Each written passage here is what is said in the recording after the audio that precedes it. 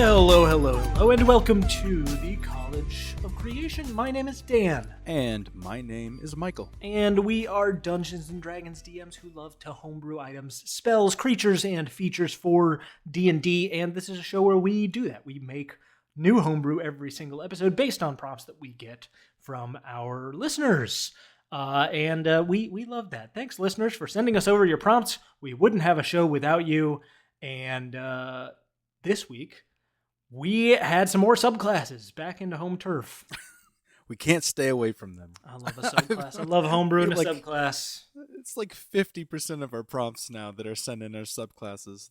The people know. The people know what we want to make. It's what we like. It's what we like. Yeah. But it's good. It's all, the thing is you can really sink your teeth into a concept. Yeah.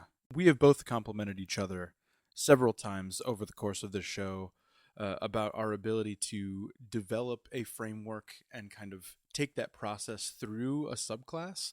And I think that those comments keep popping up because we both legitimately enjoy creating a storyline through a subclass.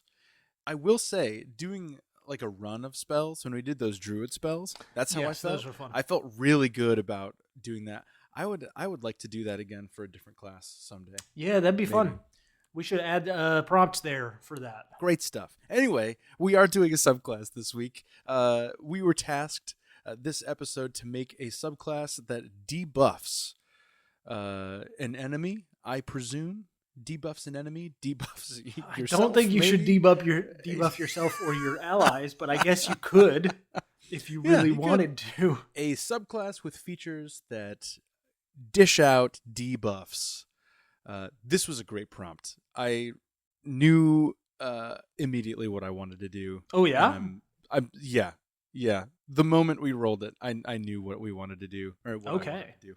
I enjoyed what I made, for sure. I didn't have an immediate first idea. I had definitely a few concepts that kicked around for a while before I sort of landed on the primary idea. But I do think, for me, this is a much less, what do I call it? It's a much less conceptual creation today for me. Mm-hmm.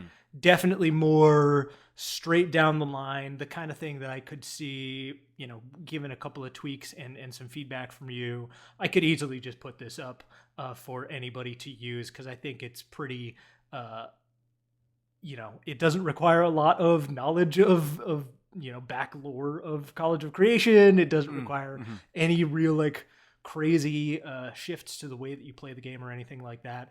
Really just a straightforward, hopefully, just mechanically sound subclass, which is good. I think that's a good thing to have the ability to do and to just crank out at moment's notice. Not that this took a moment, but I'm glad for that because mine is the exact opposite. Great, perfect. So far in the other direction. I do have a question though. Yeah, for you, an icebreaker of sorts, if you will. We have, like I said, made plenty of subclasses across the duration of this show. But the reason why we initially met is because both of us talked about subclasses that were already established quite a bit on TikTok. That's how we came together. Yeah. And I was wondering if you have a subclass, like published subclass, not College of Creation stuff, Mount Rushmore. Do you have 4 subclasses for you specifically that you think are your top 4 subclasses, regardless of class? They could all be paladin subclasses if you want. Ooh. But across the board, 4 subclasses that you think are constructed well or give great story, potential. For you, what is the Mount Rushmore? Of official material, you think? Official material, yeah. Let's keep it there so it's not too vast. Gosh, that's a good question. I think it might vary depending on whether we're talking 2014 or 2024 rules. Yeah. Because they haven't ported over all of them, and there's a couple specifically that I'm like, this is the one for this class. Yeah. there's all the ones that feel like they're the boilerplate. They're the ones that you go for. There's the, classics. I think Fighter Battlemaster is just one of those that's just like, it's pretty much perfect.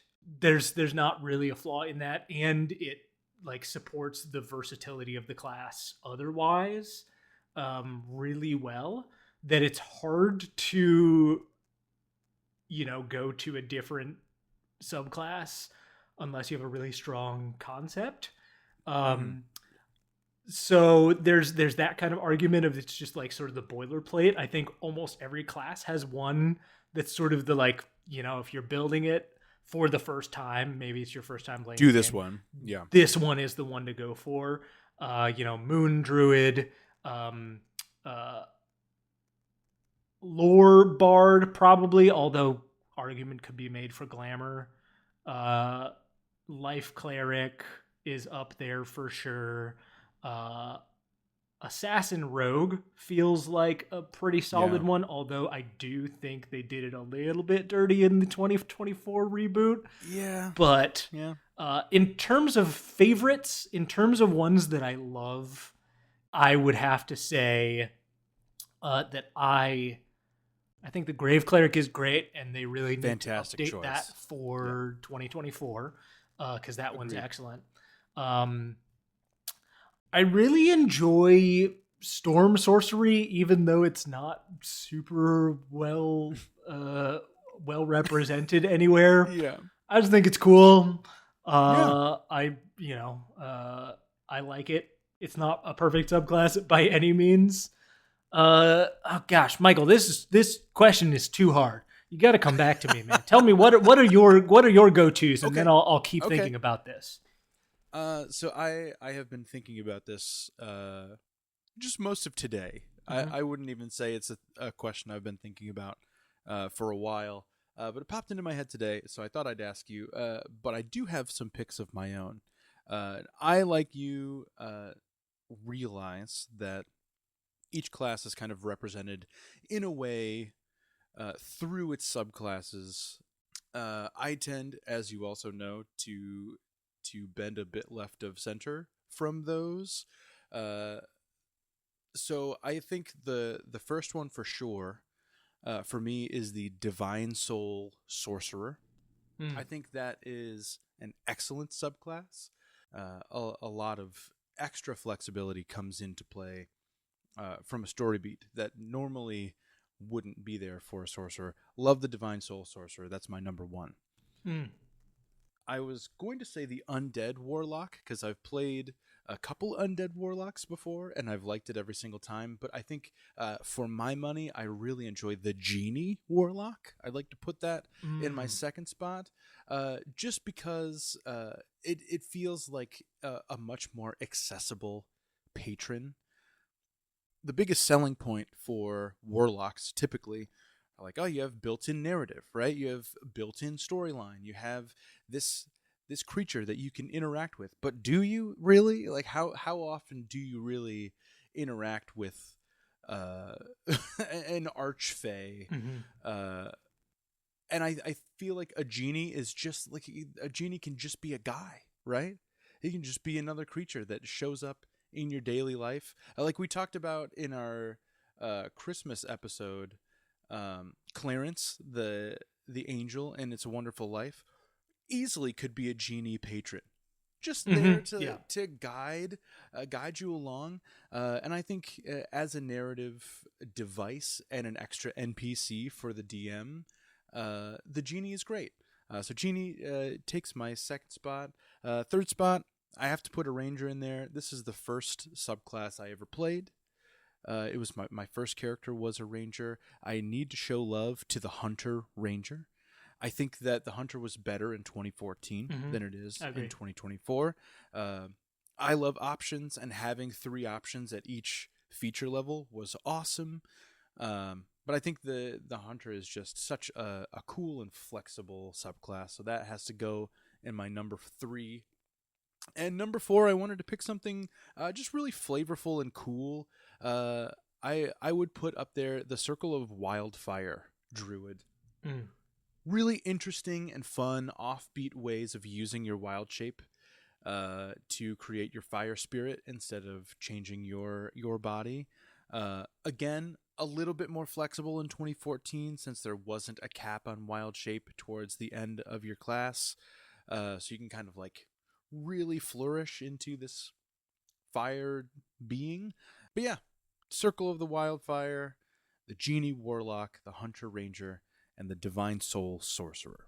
I like those picks. I mean, I think Genie Warlock is also in there for me. I love Genie Warlock.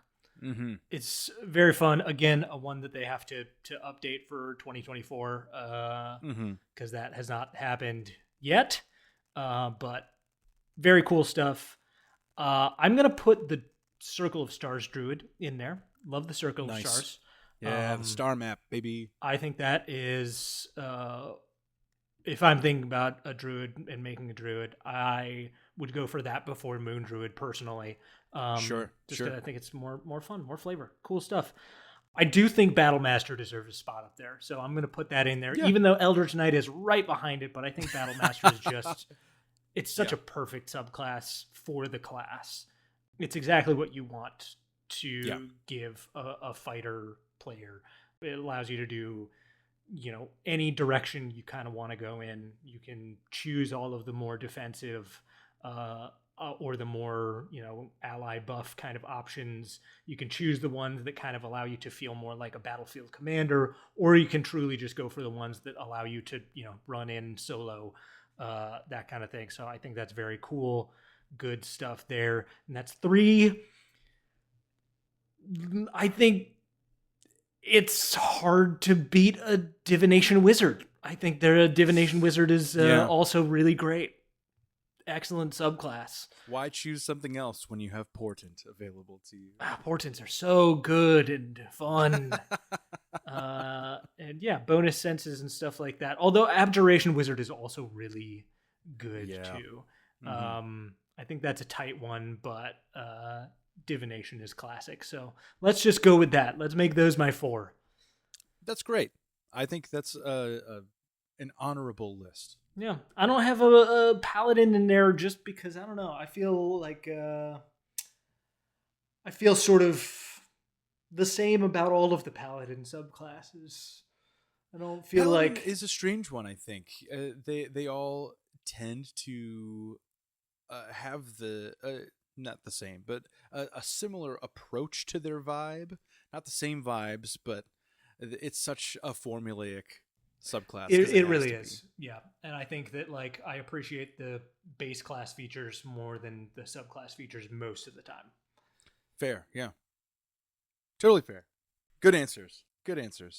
Definitely interesting to think about what sort of the definitions are of the best subclass for every class, the favorite subclass from every class, and the sort of most iconic from every class, because those are all very different answers for all of them. Totally different. Yeah. Most narrative potential, most flavorful, most used. I wonder what the most used subclasses are for each class. I do wonder. That is a good question. I don't know. And we'll never know.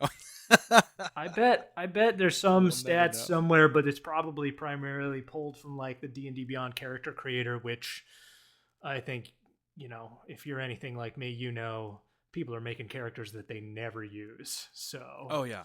Well, yeah, DMs everywhere are just making characters just to see how they churn out. I make so much homebrew stuff that I gotta just check it out and make sure it all works. So, right. I'm making all kinds of random placeholder characters. Yeah. Wizard number 5. Yep. To give you all of my new homebrew spells. Oh no, I'm giving them full backstories and everything like that. I can't resist. How can you not? Well, 300 characters in my D&D Beyond account. So what class did you use today to make your subclass? I need you to see it when I unveil it. So I will go first. Okay, please. I'll go. Unveil it. I'll get right Tell me, what do you got? I made you a promise almost 2 years ago. Oh, wow. I believe it's probably end of June-ish. Mid-June, end of June, 2024. I made you a promise, and until today, have not made good on that promise. You asked for something specifically, and today I will be making it. So if you would please, Dan, open your document. I present to you the Department of Mergers and Acquisitions Nice. tax collector. Love it. Beautiful. Right when we pulled this prompt, I knew this is what I was going to do. I didn't know how I was going to make it, but I think every episode, or almost every episode, when it would apply, I'm like, could I make the M&A tax collector here? Is this something that I could figure out and make it fit? And it hasn't. It hasn't made sense for anything until today. So this is my debuff subclass, the Department of Mergers and Acquisitions. I can't wait. Some say that a mergers and acquisitions tax collector's job is to simply handle business transactions. The truth is, however, there are many more layers in play than that. Members of the M&A department specialize in analyzing other creatures, figuring out what those creatures might possess, and assessing the value in those possessions. They are thinkers, first and foremost, employing their charm only as a cover for their expert intuition. If you encounter a deputy of the M&A, you can be certain that they have already figured out what they'd like to take from you. That's very good. This is a great concept for a debuffing subclass. Thank you. So it's not fully debuffing. Not every feature does that, but it does kind of in a roundabout way eventually get there. So we start with level 3. This is the crux of the subclass. This is called Siphon Action. When you see another creature within your taxation radius, which I will... I have to have like my tax collector document up whenever I'm describing these because I can't just pull it from memory yet. So the taxation radius is a new addition to the class as of 6 or 7 months ago, right around the time we did the roundup subclass. This is basically the radius where all of your additional taxation, like the expansion options, are available within. So it starts at level 3 at level 2 at 15 feet. So it goes out to 15 feet. When you hit 9th level, it ups to 30 feet. And by 17th level, it ups to 45 feet. So those are the radiuses that these work within. Your taxation radius, 15 to 30 to 45. When you see another creature within your taxation radius, take an action that doesn't require a spell slot or originate from an item. You can use a reaction to analyze how that action works. It is saved as your current siphoned action. You can then use that action a number of times equal to your charisma modifier. You can only have one siphoned action saved at a time. Your ability to use a siphoned action lasts for 10 minutes until you use this reaction again or you fall unconscious. If an action is limited for the target creature, that limit applies to your siphoned action as well. So like action surge, something that you can only use 1 or 2 times, right? You can't use that 5 times. You can't be better at the action than the creature you're taking it from. Are you using any modifiers or save DCs from that creature, or are you using those based on your own stats? I thought so this is all kind of conceptual, right? Like a subclass for a homebrew class is always going to be kind of in flux. And I think there are several points throughout this subclass that I left kind of vague to ask your opinion on this, because I think it should use the tax collector's stats. Yeah, I would agree. I think that it is a pretty strong feature, and to use the stats of the creature that's optimized to use that action feels like it's a bit over the top. So I say you take it, but you use it with your own stats. So if it's a big, a multi-attack or something like that, you're a dragon's breath. Like that kind of thing. You would want to use yours, not the dragon's, because the dragon's is almost certainly going to be significantly higher. Yeah, I'll use Dragon's Breath with a plus 12 to hit. Right. But yeah, so this is the framework that kind of spells out the rest of the subclass. That's our rock. Then our ribbon, also at level 3, we have Asset Transfer. You can work with your partners to make sure you're all set up for success. You and one willing creature within your taxation radius each choose a skill. The modifier for the chosen skills is reduced to +0 for each transferer and is added to the modifier of the corresponding skill of the transferee. This change lasts for a number of hours equal to your tax collector level or until you end it with no action required. So you choose acrobatics, and your partner chooses stealth. Mm-hmm. Your acrobatics drops to 0, their stealth drops to 0, and you add whatever that modifier is to their acrobatics. They add their modifier to your stealth. Gotcha. And that lasts for however long it lasts. So that, I guess that technically is a debuff of yourself. There's a little debuff of yourself and a debuff of an ally, but debuff. for the cost of a buff in exchange for something else. Right, yeah. Yeah. So I suppose you could each choose the same skill and just swap modifiers, or you could, dump out one thing to make somebody else even better at something else. A lot of flexibility in there. A lot of different uses for that. I don't know all of them. Somebody would have to play it and tell me. Mm-hmm. At level 6, we have the excise tax feature. While you have a siphoned action saved, the creature it was taken from makes attack rolls towards you at disadvantage. Mm-hmm. Nice and simple. Level 10, we have the network sharing feature. While you have a siphoned action saved, you can use a bonus action to grant a willing creature within your taxation radius one use of it. The action must be taken on the target creature's next turn, or it's lost and the use is expended. So if you have an action in the chamber, you can give one of its uses to a friend who's maybe in a more advantageous position, or maybe it would work better with their stats. You can just keep, shunting off uses of this action to other people that it might make more sense for. At level 13, we have the Cutthroat feature. While you have a siphoned action saved, the creature it was taken from can't use that action. Ooh. See, that's that's the beefy one. You are taking it from them. Yeah. And I thought that maybe I would put this up to 17. Like, that feels like a level 17 feature. But I wanted people to actually be able to use it. Yeah, no, I think that's fair. So maybe on a second or third pass, I'll figure out more of a limiting feature. I'm not sure. Who knows? Also, I think maybe taking into account the amount of times you'll encounter another creature that this would apply to. Right. I don't know. I don't know what it has to be play tested. Yeah, I have no idea. I'm trying to think of the weird edge cases that would be a problem for this. And I think that, like, the first thing I'm thinking of is, like, obviously big actions that require, like, a recharge roll for certain creatures and things. If you're limiting it to your charisma modifier, that's, that makes sense. Level 13, you're probably looking at 3 uses of that, maybe 4 uses of that.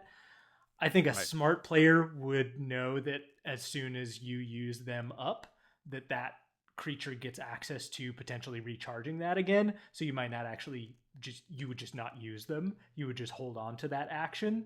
I would also rule, though, as a DM, if it requires a recharge for that creature, it would also require a recharge for you.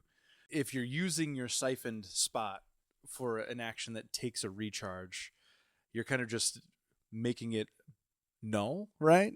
Yeah, you can nullify it, right. And that's a cool way to use this feature if you want to. I think maybe adding that caveat in the text that says if the action requires a recharge roll, it also requires a recharge roll for you. So you only have the one use of it when you first take it. And so if you use it, you run the risk that the other creature would have access to it again. Yeah. And if you're just holding on to it, then you don't have that risk, which is, a useful way to debuff a significant threat. The other thing I'm thinking of is if you can siphon just a straight up attack action from a creature that doesn't have a whole lot of other options for what it can do, then you're nullifying that creature. But that's not terrible because it's not uncommon for character abilities to nullify the action economy for an enemy creature. Right. And if you're fighting those types of things, those are typically lower level Right. creatures. Yeah. If they just have an attack and nothing else. So I'm thinking, like, if you're at level 13, how many creatures like that are you going to encounter that just have one action and nothing else? Yeah. Especially on their also, own. Right. Well, exactly. And as minions and things, are you gonna take one I'm not going to enemy target out the of the minion. combat? Right, exactly. Even though there's Because it only targets one half creature a at a dozen time. enemies. Yeah, exactly. Exactly. I don't think it's overly broken, but I do think adding a couple of little caveats for those edge cases, like recharge abilities, that sort of thing, might be useful. I think maybe just changing the verbiage in the level 3 feature, so it doesn't just say if an action is limited, because that could be ruled either way. Yeah. Maybe I'll say if an action is limited or requires a recharge for the target creature, that limit applies to you as well. Yeah, something like that. I think that's a good idea. And then level 17. I guess I didn't write in a name for this. I'll figure that out. It's called something. It's just really simple, though. You can have 2 siphoned actions saved at a time. I was thinking about requiring it to not be from the same creature, but I don't know if that's fair of me to implement, or if it makes sense at all. I don't think that's necessary, I guess. I think it's fine as is, but it was just a I think thought it's that fine I had as is. along the way. If you're dealing with something that's like high enough level or CR that you're kind of fighting it and feel the need to take 2 actions from it to limit what it's able to do, it probably has a lot of stuff that it can do. Probably. I think there's probably situations where this would be really brutal for the whatever creature they're up against, but I do think it's not actually that bad. I think there's probably a lot more situations where having 2 actions from the same creature, especially since those cannot be spells. Those things cannot be spell related or tied to things like magical items. Like it has to be an innate feature. Yeah. I was also thinking maybe of solving this in a way, like tying something back. I was so afraid of overloading the 3rd level feature with text, because I hate subclasses with just super complex entry points. But adding something into the 3rd level feature saying that if you siphon an action from somebody, they are aware immediately that you're doing it. Like, they know that it's you. Sure, yeah. Like, definitively. They know what's happening, and you are kind of like siphoning off some of their power. So if you were to do this at 17th level and take 2 from a combat leader or whatever, I mean, they're sending all of the minions at you. They are no longer attacking any other character. They're going to try and get those actions back from you. You really make yourself into a at problem. You 100% the only target at that point. So I think I might add something like that in there, where it's like, which also plays into the level 6 feature that they attack you at disadvantage, which is nice. They know that it's you and they try and attack you, but they just can't hit you as easily. But that doesn't go for minions, though. That doesn't go for other characters they may be in control of. So yeah, I think it all kind of balances out. I just have a few verbiage tweaks, I think, that need to be implemented here and there. Yeah, probably just to clarify that primary feature and how it works from the tax collector side. But I think it is very fun. I like the idea of just like taking actions away as debuff. Yeah. And using them for yourself. Really fun definition of mergers and acquisitions. I like it a lot. We're just, it's okay, pal. We're just bringing all of this stuff under the same umbrella. Yeah. We're just merging our 2 companies. Indeed. That's all it is. Indeed. I'm just test driving your actions for you to make sure that that's what we want. I mean, it would be really brutal for, like, I don't know, to replace any of these features with something like when you take an action, you take it permanently. You'd always have that action now.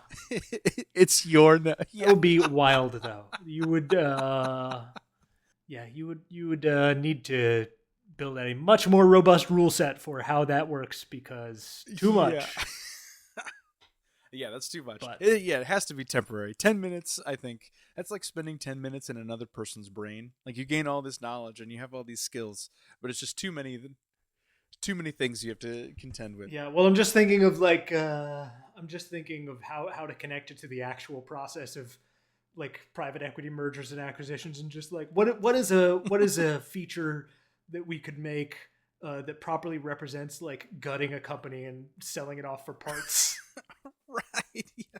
Well, that's kind of where I was going with the level 10 feature. Yeah. Like, you take something from the enemy and you're just like, all right, you can have a breath weapon once on your one turn. You can have a breath weapon. You can have a multi-attack.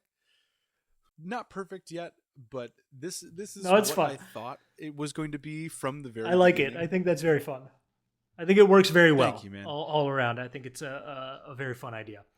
And more tax collector subclasses to play around with. I know. Now we're up to 3. 3? Yeah. I have to do a playtest. Got to do a playtest. It's about time.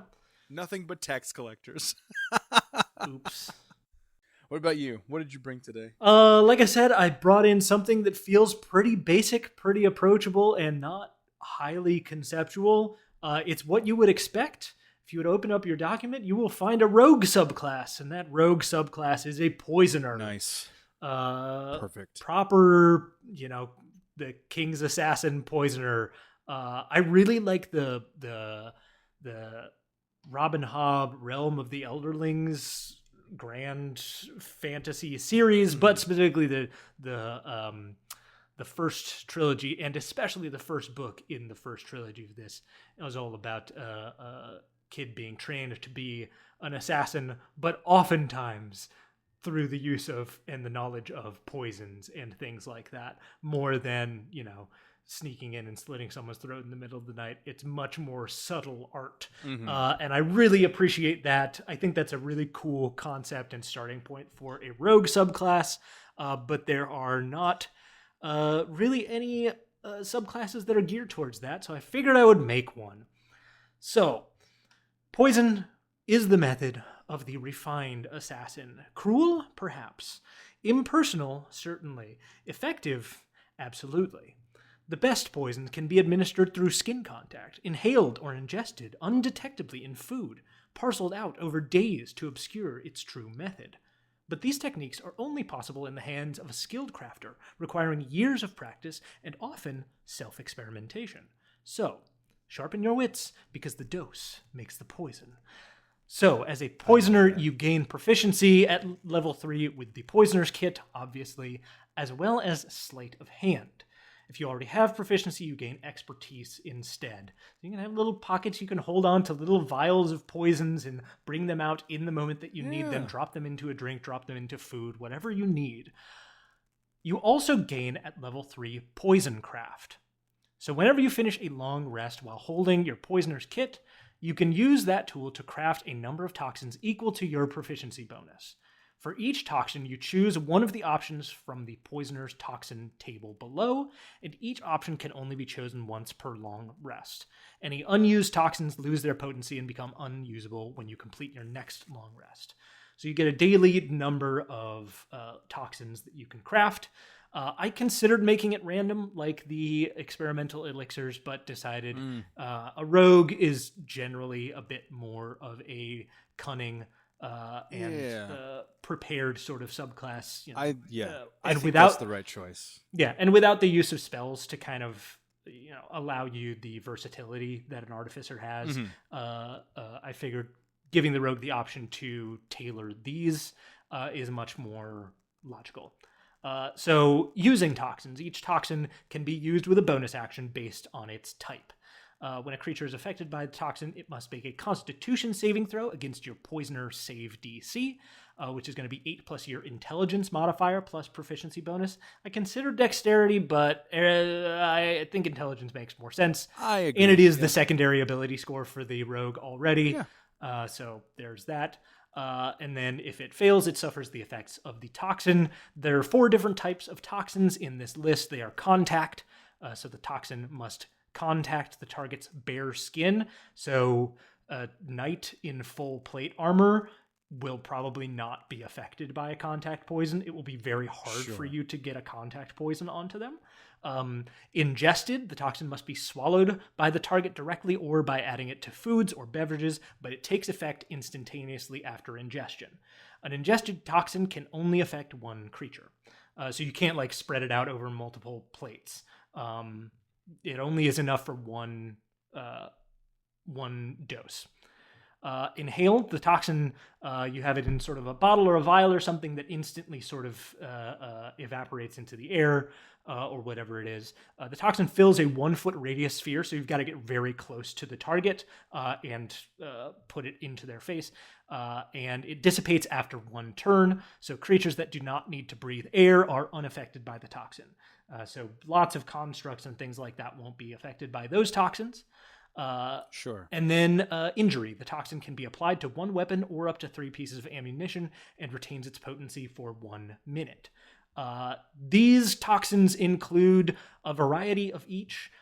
This list could be larger, but it's currently 10 different toxins.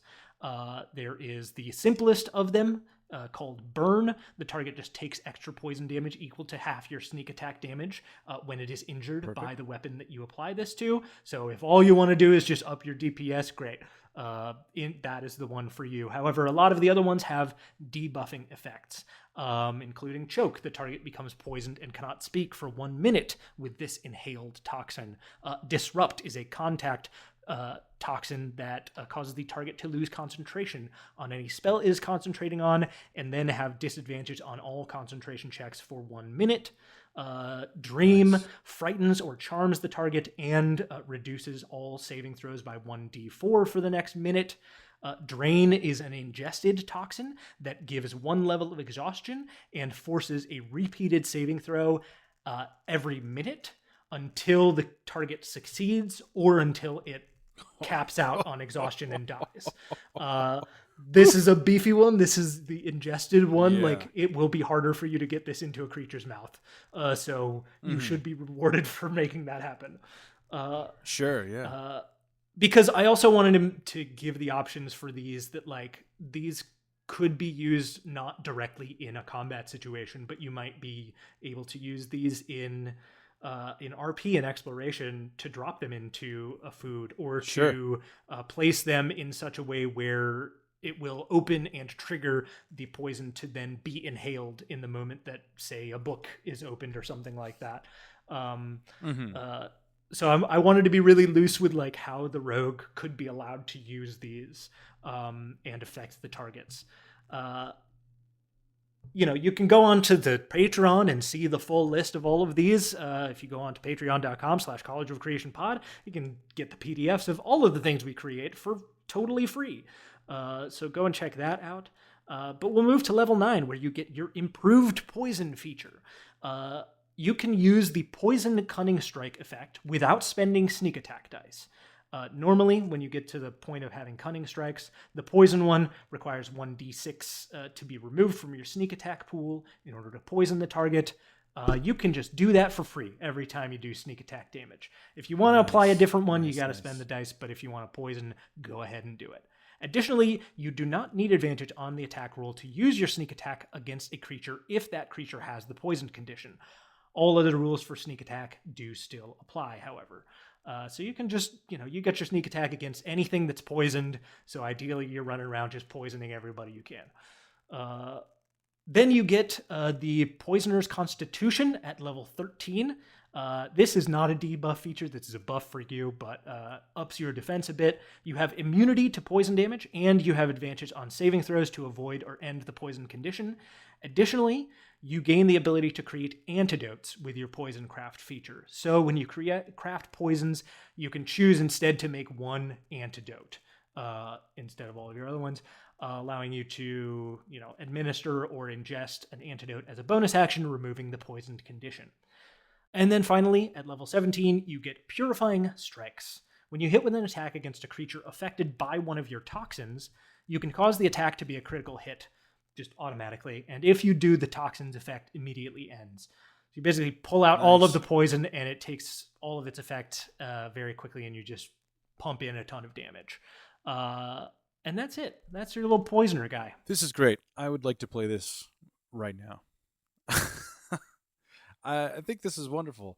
I do agree. Yeah, it does feel basic in the sense that I 100% could believe that this would be an Unearthed Arcana pushed out by Wizards of the Coast in their next little batch. It makes sense as a nice universal rogue subclass that a lot of people I think would really gravitate toward, because you're right, there I guess across the board are not a lot of subclasses or subclass features that are geared towards the use of poisons or toxins, because it does seem kind of more like cooler in concept than it does in practice often. And this is a good way to kind of merge the two, right? Poisoning is a bit cinematic, I think. It works really well in movies, spy thriller movies. It happens all the time, and it's cool. And you see like the potion going into the drink, or you see the dust coming out of the book, and that's such a very cool visual to witness on the silver screen.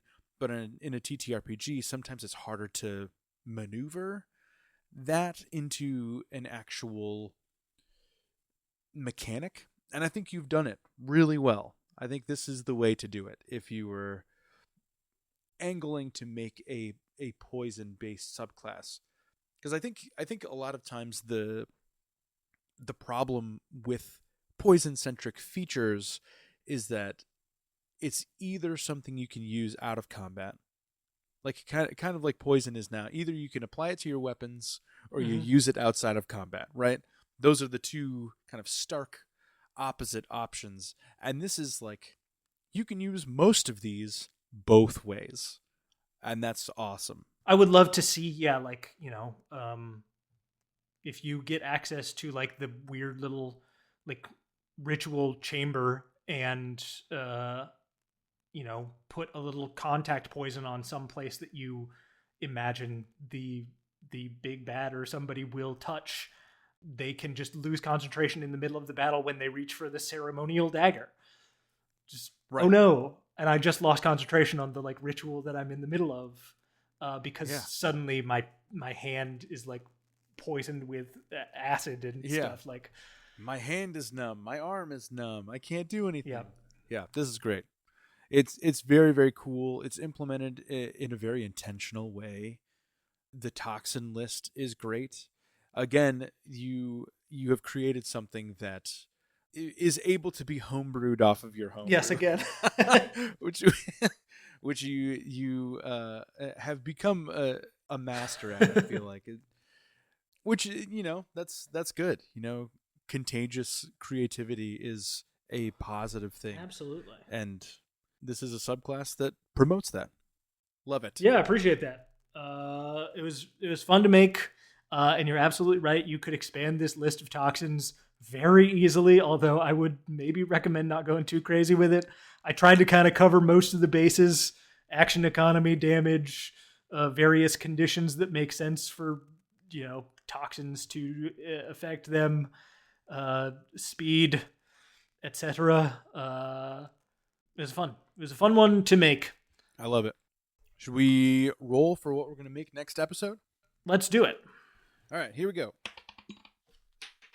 That fell on the floor. Uh-oh. That still counts. Floor result still counts. That is a 16. 16 from John Steele. An item from one of your favorite TV shows that levels up. Nice. Items. TV show items. To go along with our TV verse subclasses. Where was that? Hold on. TV verse subclasses. Episode 64. From So You Want to Be a DM, TV verse subclasses, we can make TV verse items. Yeah. I like it. I love item episodes. I think that they don't happen often enough. And I also think that I am not as good at making items that make sense as I am subclasses. I think it's because they are so singular and on the surface much simpler, right? You can make a workable item very easily. Both of us have that skill set to make an item that's usable, but to make an interesting item that's usable, is much more difficult. Yeah, no, I enjoy the item episodes. We usually bring 2 or 3 things each, and they definitely tend to be on the more loose side, which is always fun. Yeah. A lot of DM discretion. Yeah, you know, I think since they're since they're much smaller creations than your typical subclass is, that requires a little more thought, a little more focused progression there. I think items really allow you to just, because also it doesn't have the like mechanical stricture of spells, right? Spells, you have to know, like, okay, what are all of the little pieces of this? What's the range? What's the duration? All of these little other things. Items can be just like, here's a random thing. It does it does something whatever you that want. you can't normally do. So that really is just, I think, really ripe for us to make a first idea and then just like tweak it over the course of the creation time and just make absolute nonsense. Looking forward to it. Which I love. Love I'm some a big nonsense. fan of absolute nonsense. Interesting part of this prompt, though, is that it levels up. That it increases in power somehow, or increases in dynamic. I love a malleable item. Yeah. I love an item that can change over time. I think the thing that we'll have to consider before next episode is what that increment looks like. Because we've already made level increasing items a long time ago. It was like episode 4 or something, 3 or 4. But that was really difficult to make things that scaled as you leveled. So what is an easier way to scale an item that isn't just like proficiency bonus? Right. Yeah. I mean, that's the tricky thing, is like, what's the scaling mechanic going to be? Michael, I'm very excited to read whatever goofy nonsense you come up with next time. Hopefully I will come up with something just good enough to match. Thank you so much for creating once again with me, Michael. Likewise. We'll speak to you, listeners, in just a couple of weeks. Until then, goodbye. Goodbye.